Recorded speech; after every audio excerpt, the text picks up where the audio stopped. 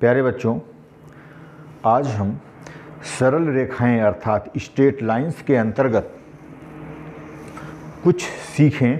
उससे पहले मैं आपसे ये कहना चाहूँगा कि आप अपने साथ एक पेन और नोटबुक ज़रूर रखें और जो भी मैं आपको समझाऊं, जो भी मैं आपको बताऊं, वो अपनी कॉपी पे नोट करते रहें और उसको समझते रहें अच्छी तरीके से।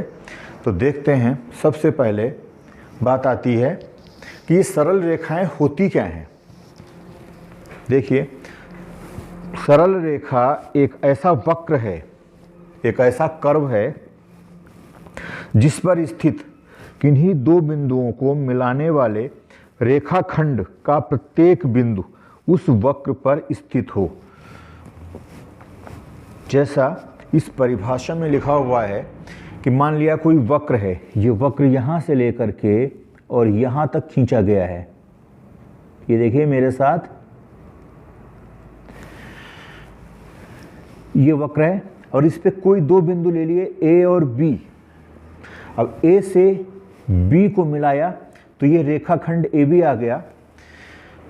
अगर हम A से लेके B तक इस रेखाखंड पर कोई पॉइंट लेते हैं, देखिए जैसे यहाँ पे ले लिया पॉइंट, तो क्या ये वक्र पे आ रहा है? नहीं आ रहा है। यहाँ पे ले लिया कोई पॉइंट इस रेखाखंड पे, तो क्या ये इस वक्र पे आ रहा है? नहीं आ रहा है। यहाँ पे ले लिया तब भी नहीं आ रहा है। लेकिन अगर हम एक वक्र ऐसा खींचें कि देखिए खींचा है मैंने यहाँ से लेके यहाँ तक, और इस पे कोई दो बिंदु ले लें A और B। A से B को अगर ये मिला दें, ये रेखाखंड आ गया। देखिए ये रेखाखंड AB है और इस पे जब भी हम कहीं भी कोई बिंदु लेंगे, चाहे यहाँ पे लें या यहाँ पे लें या यहाँ पे लें या यहाँ पे लें, तो ये बिंदु हमेशा वक्र पर स्थित होगा। तो जैसा कि परिभाषा में था कि सरल रेखा एक ऐसा वक्र है जिस पर स्थित किन्हीं दो बिंदुओं को मिलाने वाले रेखाखंड का प्रत्येक बिंदु उस वक्र पर स्थित होता है। जैसा मैंने अभी आपको समझाया कि AB रेखाखंड का कहीं भी अगर कोई इस पे बिंदु लें तो ये इस वक्र पर स्थित नहीं है। इसके विपरीत इस AB रेखाखंड पे अगर कोई बिंदु लें हम तो ये इस वक्र पर भी स्थित है। तो इसलिए ये पहला वाला जो वक्र है ये सरल रेखा नहीं है और दूसरा वाला ये एक सरल रेखा है। समझ में आ गया होगा आपको। अब देखिए रेखा का समीकरण क्या होता है, इक्वेशन ऑफ लाइन या स्ट्रेट लाइन। देखिए x तथा y में एक ऐसा संबंध जो किसी रेखा पर स्थित प्रत्येक बिंदु के निर्देशांकों से संतुष्ट होता है, उस रेखा का समीकरण कहलाता है। जैसे मैंने लिखा है कि 2x + 3y = 5। ये x y में एक संबंध है, कोई भी संबंध ले सकते हैं x जो x और y में हो। जैसे 3x - 4y = 6 लिख सकते हैं, x = y लिख सकते हैं। कोई भी एक ऐसा संबंध ले सकते हैं जिसमें x और y आया हो, अर्थात वो संबंध x और y के बीच में हो। तो मैंने बताया कि x तथा y में एक ऐसा संबंध जो किसी रेखा पर स्थित प्रत्येक बिंदु के निर्देशांकों से संतुष्ट होता है। जैसा मैंने ये बताया था, ये सरल रेखा है। तो इसमें एक जो रेखा का समीकरण होगा वो x और y में एक ऐसा संबंध होगा कि इस पे जो भी बिंदु हमने लिए थे वो इस रेखा को संतुष्ट करेंगे। जैसे अगर हम 2x + 3y = 5 इस रेखा के समीकरण को ले लें और इस पर कोई एक बिंदु है 1,1, तो वो इसको संतुष्ट करेगा। इसी प्रकार से कोई भी बिंदु सरल रेखा पर स्थित है तो वो उसको संतुष्ट अवश्य करेगा। ये आवश्यक है। अगर कोई भी बिंदु किसी रेखा के समीकरण को संतुष्ट नहीं करता है तो वो उस सरल रेखा पर स्थित नहीं होगा। ये ध्यान रखिएगा। अब देखिए, अब है रेखा की प्रवणता या स्लोप ऑफ ए लाइन। प्रवणता को हम ढाल भी कहते हैं, बताया था। देखिए, रेखा की प्रवणता को m से निरूपित किया जाता है। हमेशा याद रखिए, अगर रेखाओं के अंतर्गत कहीं m आ गया तो इसका मतलब ये हो सकता है कि ये कहीं प्रवणता ना हो, स्लोप ना हो, ढाल ना हो। तो पहली चीज, रेखा की प्रवणता को m से निरूपित किया जाता है। दूसरी चीज, आप देखिए होती क्या है ये, यदि रेखा द्वारा x अक्ष की धन दिशा से थीटा कोण बनाया जाता है तो रेखा की प्रवणता m बराबर ये tan थीटा होता है। जैसे ये x अक्ष ले लिया, ये y अक्ष ले लिया, ये x अक्ष की धन दिशा है, बता रखा है आपको। तो x अक्ष की धन दिशा से ये हमने कोई रेखा ले ली AB, ये थीटा कोण बना रही है, x अक्ष की धन दिशा से बना रही है थीटा कोण। ये x अक्ष की धन दिशा है, x अक्ष की जो दूसरी दिशा है ऋण दिशा है, ये नेगेटिव डायरेक्शन है, इधर से नहीं बना रही है कोण, x अक्ष की धन दिशा से, ये ध्यान रखना है। तो ये इससे थीटा कोण बना रही है। तो क्या हो जाएगी रेखा की प्रवणता, वो tan थीटा के बराबर हो जाएगी। यहाँ पे साइन, कॉस, कॉट नहीं होगा, सिर्फ tan थीटा होगा, ये याद रखिए। इसी तरीके से ये देखिए, x अक्ष, ये y अक्ष है, जैसा इसमें था, ये मूल बिंदु है। जहाँ भी x अक्ष और y अक्ष मिलते हैं ये मूल बिंदु होता है, इसे हम ओरिजिन कहते हैं, इसीलिए इसको O से निरूपित करते हैं। ये देखिए, यहाँ देखिए ये लाइन है AB, ये x अक्ष की धन दिशा से, यहाँ भी x अक्ष की धन दिशा से थीटा कोण बना रही है, इसमें कंफ्यूज मत होइए। ये x अक्ष की धन दिशा से ही तो थीटा कोण बना रहा है। अगर हम ऐसे ले लेंगे कोण इस तरीके से तो ये x अक्ष की ऋण दिशा से हो जाएगा, लेकिन हम इधर ले रहे हैं तो x अक्ष की धन दिशा से है। इसके बाद अब देखिए, ये आ गया होगा समझ में कि जो रेखा की जो प्रवणता होती है उसको हमेशा m से निरूपित करेंगे, और वो किसके बराबर होगी, tan थीटा के बराबर, जहां थीटा x अक्ष की धन दिशा से बनाया गया कोण है। समझ गए होंगे कि x अक्ष की जो प्रवणता होगी वो क्या होगी, 0। क्यों, क्योंकि x अक्ष खुद x अक्ष से 0 डिग्री का कोण बनाएगा, तो इसलिए यहाँ पे हो जाएगा tan थीटा की जगह पे 0 डिग्री हो जाएगा, तो tan 0 हो जाएगा। फिर है y अक्ष की प्रवणता, y अक्ष ये देखिए, जो y अक्ष ये है, तो इस y अक्ष के लिए, क्योंकि ये x अक्ष की धन दिशा से 90 डिग्री का कोण बनाएगा, ये देखिए बना रहा है x अक्ष की धन दिशा से 90 डिग्री का कोण, तो यहाँ पे थीटा की जगह पे 90 डिग्री हो जाएगा। तो y अक्ष की प्रवणता tan 90 डिग्री, tan 90 डिग्री का मान होता है अनंत, इनफाइनाइट, तो ये अनंत हो जाएगा। अब देखिए इसके बाद अक्षों से बराबर कोण बनाने वाली रेखा की प्रवणता क्या होती है,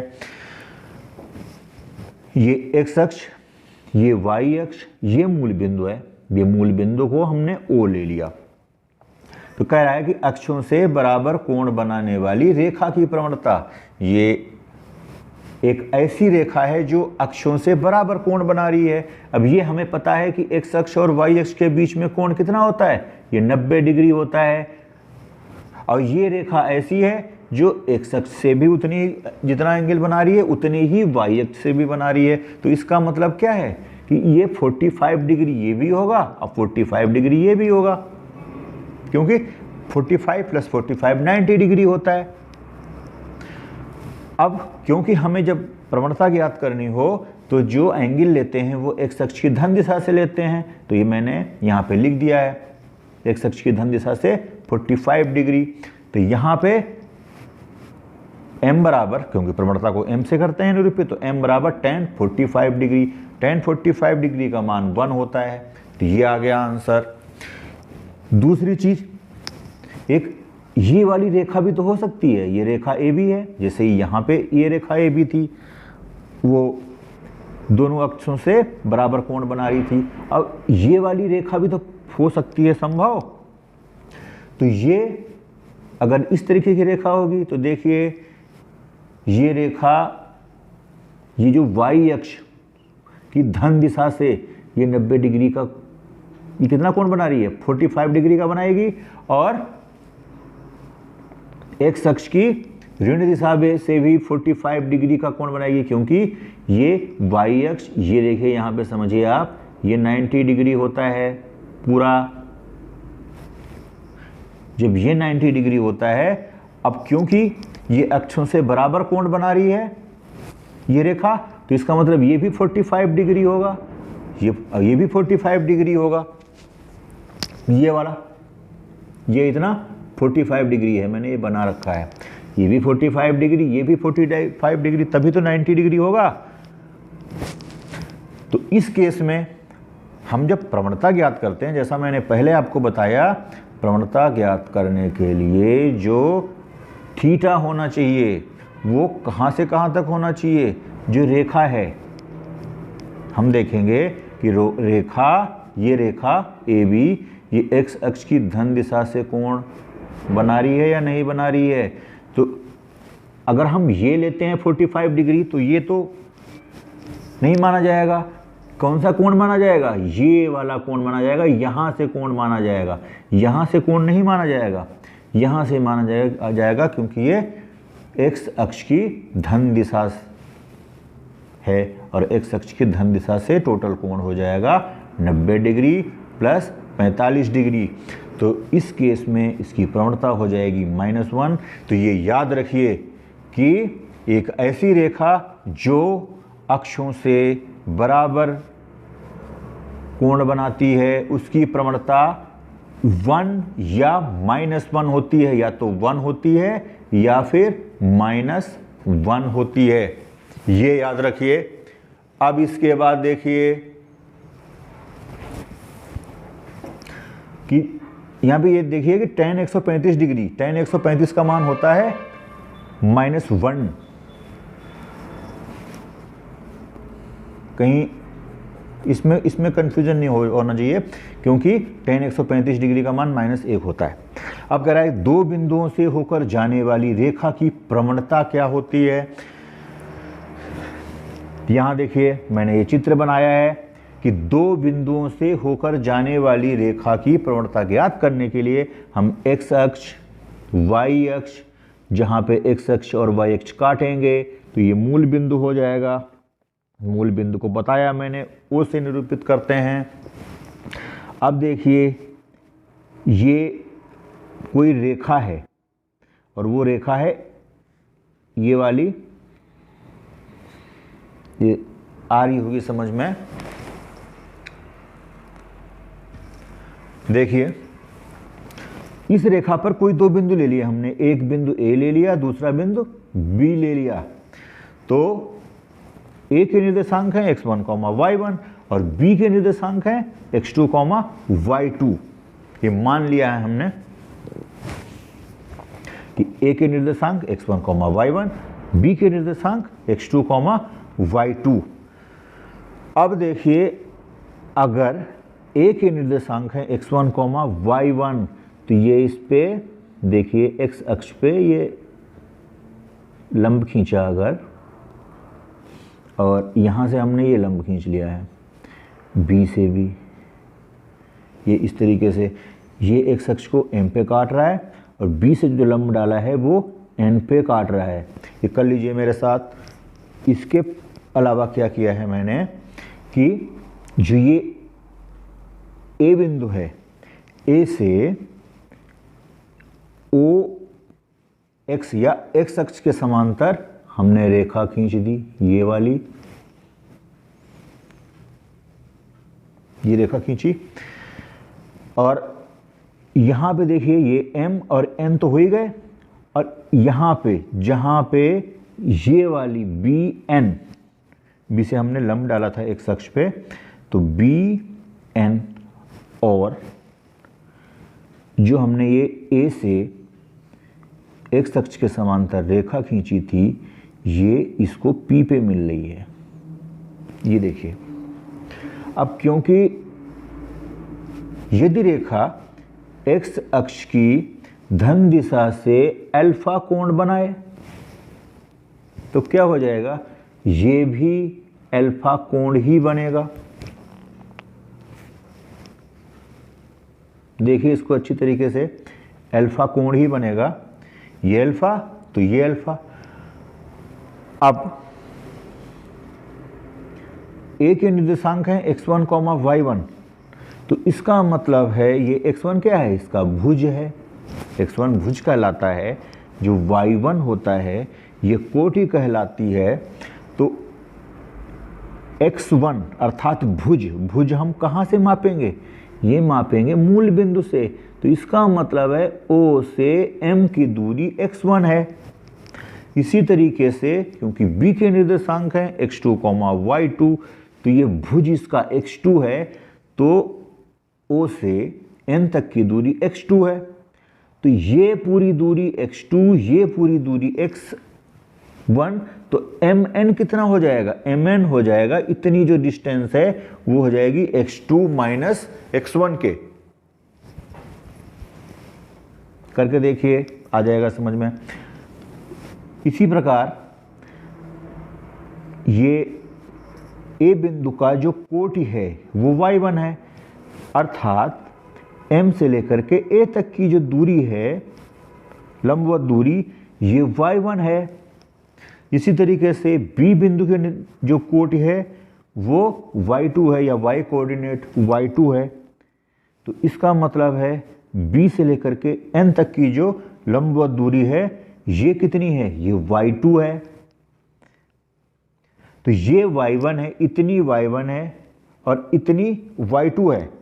तो इसका मतलब जब ये y1 है तो ये भी y1 होगा। ये देखिए, कोशिश करिए समझने की। जब ये y1 है तो ये भी y1 होगा। तो इसका मतलब है ये y1 और ये पूरा यहाँ NB ये y2 है। तो ये वाली जो डिस्टेंस है अर्थात PB, ये कितनी हो जाएगी, y2 माइनस y1 हो जाएगी। तो समकोण त्रिभुज APB में, ये समकोण त्रिभुज है क्योंकि ये वाला कोण 90 डिग्री है। समकोण त्रिभुज में पढ़ा होगा आपने ट्रिग्नोमेट्री में कि ये वाला एंगल अल्फा है, तो tan अल्फा बराबर लंब बटे आधार है। लंब इसमें PB हो जाएगा, क्या हो जाएगा, PB, और आधार हो जाएगा AP। तो tan अल्फा ये m के बराबर भी तो होगा, तो m बराबर y2 minus y1 upon x2 minus x1, क्योंकि PB का मान y2 माइनस y1 आ रहा है और AP का मान x2 माइनस x1 आ रहा है। तो यदि किसी रेखा पर स्थित दो बिंदु हैं, A जिसके निर्देशांक x1, y1 है और दूसरा बिंदु है B जिसके निर्देशांक x2, y2 हैं, तो इस रेखा की प्रवणता ये होती है y2 minus y1 upon x2 minus x1।